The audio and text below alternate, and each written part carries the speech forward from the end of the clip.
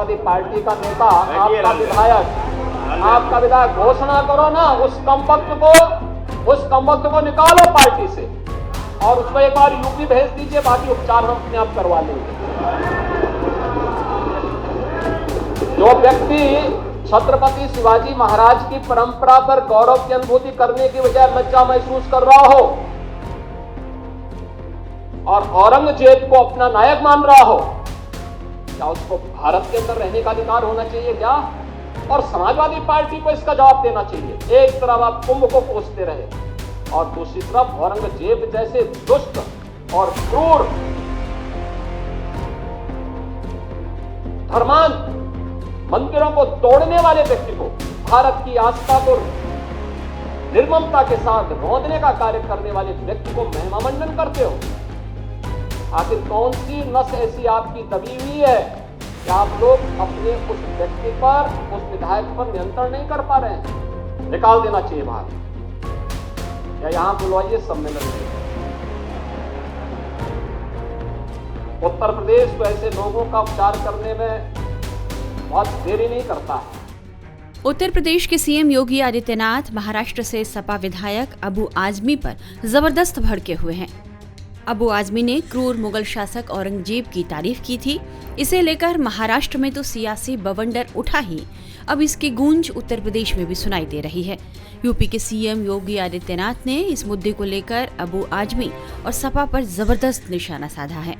आज विधान परिषद में योगी ने कहा कि सपा ने औरंगजेब को अपना नायक मान लिया, जबकि उसके पिता शाहजहां ने कहा था कि तुमसे अच्छे तो हिंदू होते हैं जो बुढ़ापे में माँ बाप का ध्यान रखते हैं, लेकिन तुमने तो मुझे बूंद बूंद पानी के लिए तरसा दिया। राम को, कृष्ण को, शिव की परंपरा को, भारत की विरासत को कोसना ये समाजवादी पार्टी का मानो जीवन का उद्देश्य हो गया। और दुर्भाग्य है कि इन्होंने आदर्श किसको माना है? यानी औरंगजेब को। औरंगजेब को अब ये लोग अपना आदर्श मान रहे हैं। औरंगजेब का पिता शाहजहां अपनी जीवनी में लिखता है, अपनी आत्मकथा में लिखता है कि खुदा करे कि ऐसा कमबख्त किसी को पैदा न हो। उसने आगरा के किले में अपने बाप को कैद करके रखा, एक एक बूंद पानी के लिए तरसाया। और अगर इनको औरंगजेब पर गौरव की अनुभूति होती है तो ये लोग कम से कम पटना की खुदाबख्त लाइब्रेरी में जाकर के एक बार शाहजहां की ही जीवनी को पढ़ लें, देख लें, उसकी पीड़ा को देखें।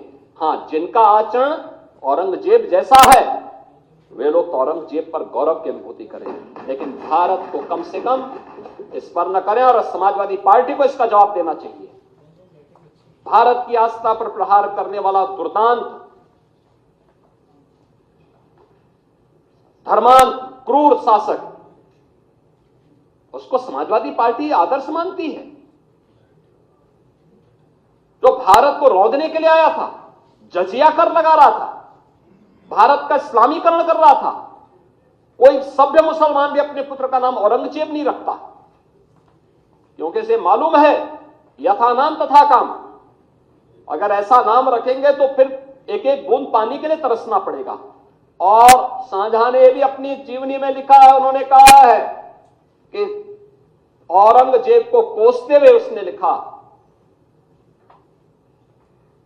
कि तुमसे अच्छा तो ये हिंदू है जो जीते जी तो अपने बुजुर्ग मां बाप की सेवा करता है, मरने के बाद श्राद्ध तर्पण के माध्यम से वर्ष में एक बार उन्हें जल देता है। तुम तो मुझे एक एक बूंद पानी के लिए तरसा दी हो।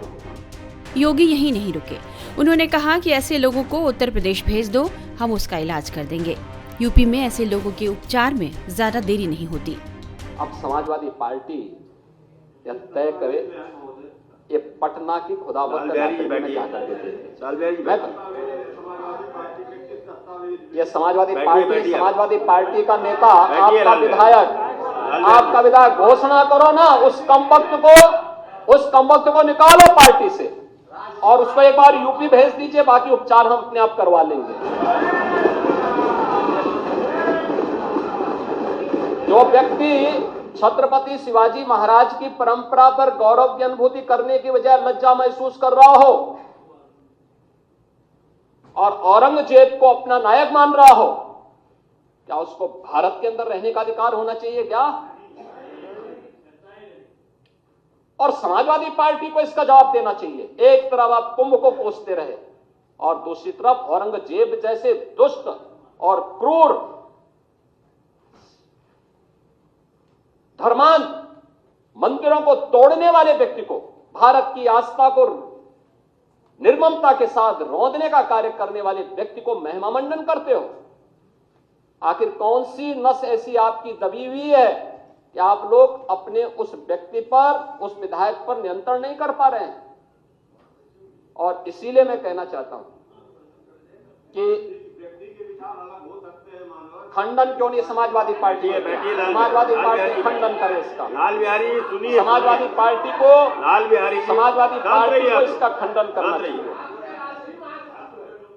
समाजवादी पार्टी को इसका खंडन करना चाहिए और समाजवादी पार्टी को इसको बाहर निकाल देना चाहिए, निकाल देना चाहिए बाहर, या यहां बुलवाइए सम्मेलन में। उत्तर प्रदेश तो ऐसे लोगों का उपचार करने में बहुत देरी नहीं करता है। हालांकि औरंगजेब को लेकर दिए गए अपने विवादास्पद बयान के बाद अबू आजमी ने माफी मांग ली थी, लेकिन यह मामला अभी भी तूल पकड़ा हुआ है। वे आज चौतरफा फंस गए हैं। एक तरफ जहां उनके खिलाफ FIR दर्ज हुई है, वहीं उन्हें महाराष्ट्र विधानसभा की कार्रवाई से भी निलंबित कर दिया गया है। उन पर विधानसभा परिसर में आने पर पाबंदी भी लगा दी गई है। यह निलंबन मौजूदा सत्र के लिए किया गया है। वहीं मुंबई में बीजेपी अल्पसंख्यक मोर्चा ने आज आजमी के खिलाफ विरोध प्रदर्शन किया। आपको पता है कि अबू आजमी का जो इतिहास रहा है वो बहुत ही दागदार रहा है, चाहे वो 92-93 के बम ब्लास्ट हो या और भी, हर समय समय पर वो कहीं ना कहीं हमारी एकता अखंडता को ठेस पहुंचाने का काम कर रहे हैं।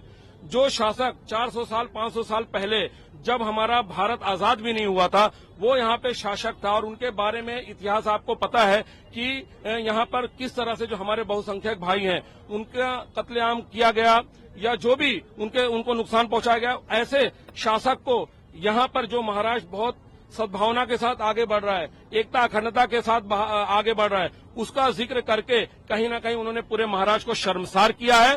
मैं अबू आजमी साहब से अपील करूंगा कि वो गोंडी देखें, शिवाजी मानखुर्द में आज उनके परिवार, मैं बोल रहा हूं फिर ये आप कोट करिए, उनका परिवार, उनके कार्यकर्ता ड्रग्स का धंधा कर रहे हैं, हमारी नई नस्लों को, हमारी पीढ़ियों को वो बर्बाद करने में लगे हुए हैं। वो उन पर न ध्यान देते हुए जो काम नहीं है, आप जमीनी देखिए, अच्छा ओपोजिशन होना इस देश को जरूरत है, इस महाराष्ट्र को जरूरत है। आप आम आदमियों के, आम जन के मुद्दे उठाइए, उसका स्वागत करेंगे। लेकिन जिसने कहीं ना कहीं हमारे बहुसंख्यक भाइयों को ठेस पहुंचाई हो अपनी ताकत के बल पे, अगर जो आप उसका सदन में नाम लेंगे तो आपका बहिष्कार करेंगे। और आज उनका निलंबन हो गया, मैं महाराष्ट्र की सरकार को बहुत धन्यवाद करता हूं, लेकिन खाली निलंबन से काम नहीं चलेगा। ऐसे गद्दार को, ऐसे देशद्रोह को, जो हमारी एकता अखंडता भाईचारा को नुकसान पहुंचाने का काम कर रहे हैं, ऐसे इंसान को इस देश से बदर करना चाहिए। उनको भारत में रहने का कोई अधिकार नहीं है।